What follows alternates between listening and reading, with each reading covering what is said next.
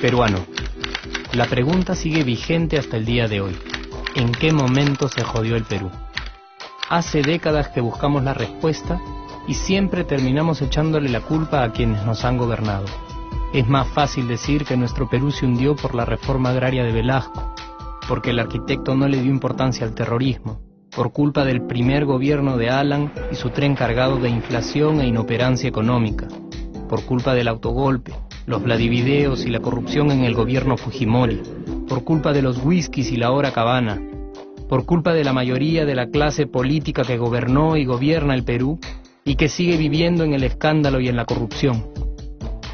Pero por más que querramos deslindar nuestra responsabilidad por la crisis social que asfixia al Perú, compartimos demasiados hábitos que nos hacen muy parecidos a quienes culpamos y criticamos, porque aún creemos que la criollada se tiene que celebrar como si fuera parte del orgullo nacional. Somos vivos y por eso compramos facturas para pagar menos impuestos. Ganamos los trabajos no por nuestro esfuerzo o talento, sino gracias a una pequeña coimisión. Nos colamos en la fila para que nos atiendan primero, aceleramos en ámbar y nos pasamos la luz roja, porque así llegamos más rápido. Somos tan vivos que si no encontramos estacionamiento, nos ponemos en el espacio azul reservado para las personas con discapacidad. Robamos la señal de cable, robamos electricidad y no nos consideramos ladrones.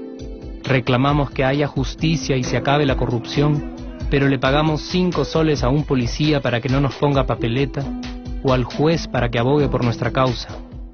Jamás le damos el pase a un transeúnte en el cruce peatonal porque en el Perú, si no eres vivo, no eres nadie.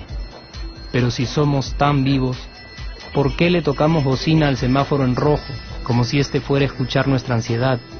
¿Por qué tiramos la basura en la calle, como si la ciudad perteneciera a cualquiera menos a nosotros? ¿Por qué nos quedamos callados y no protestamos cuando el chofer de la combi no deja de cometer imprudencias? ¿Por qué estamos tan interesados en saber qué vedette trampea con qué jugador, en vez de conocer algo sobre nuestra historia, nuestra economía, nuestra literatura, o al menos saber cuáles son nuestros derechos más elementales? ¿Por qué sentimos que se nos hace un favor cuando un empleado del Estado nos atiende? ¿Por qué dejamos que un panetón sea el mejor argumento de un político para llevarse nuestro voto? ¿Por qué cuando alguien hace algo bien, decimos que parece hecho en el extranjero, como si eso fuese más meritorio?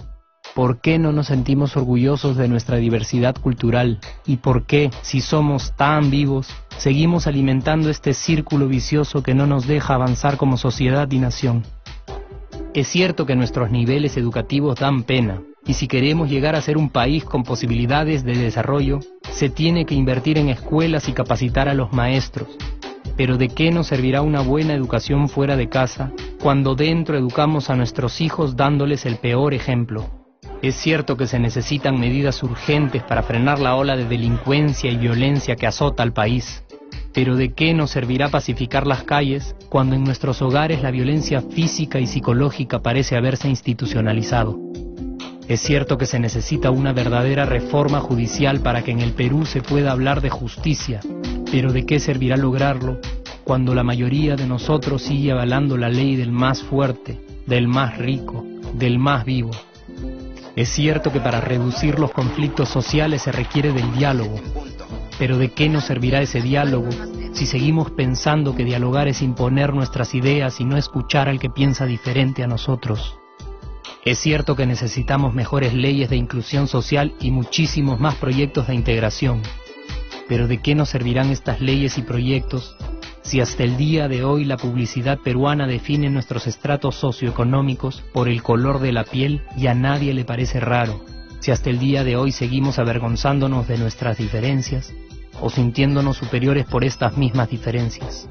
Es cierto, es mucho más fácil echarle la culpa de absolutamente todo a nuestros gobernantes, pero la realidad es que el Perú se hunde en exacta proporción a esa viveza que alimentamos todos día tras día.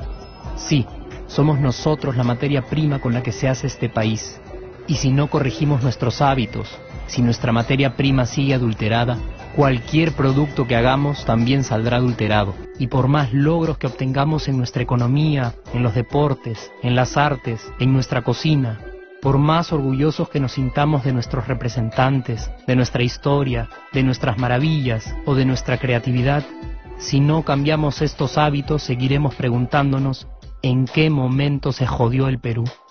Yo ya estoy harto de esa pregunta.